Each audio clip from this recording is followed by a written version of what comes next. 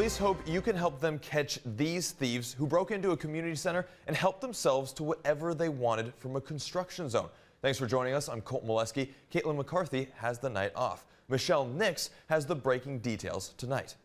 Crooks break into a community gathering place before it even has a chance to open its doors. But their actions caught on camera along with their faces. Two men caught in the act, stealing expensive construction tools and equipment used to build the Ed Davis Community Center on Perkins Park Drive. Akron police call it disappointing and a crime against the community. That community has been waiting for a new and improved, renovated facility, not only from a recreation standpoint, but the after-school programming and tutoring and other wraparound services that they provide. And these two suspects just saw and took it upon themselves to break into the building. We don't have an exact point of entry. Captain Michael Miller with Akron Police tells me it appears the break-in happened between last Friday night into the early morning hours of last Saturday. And while the community center is still under construction, the surveillance cameras were clearly in working order when they captured video of the two suspects, as well as two vehicles believed to be involved.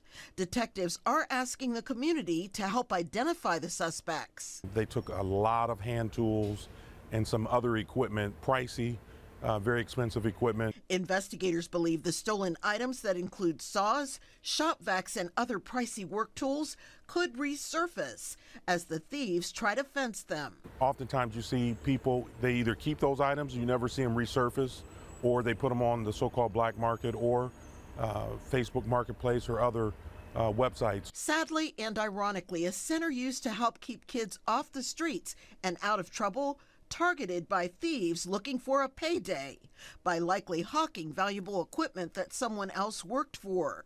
Police are asking the community now to step up and right a wrong by identifying the suspects that could help police make an arrest. This is foolishness is what it is, and we need to identify the people responsible. Your tips can remain anonymous. Just call Akron police detectives if you can help crack this case. Reporting in Akron, Michelle Nix, 19 News.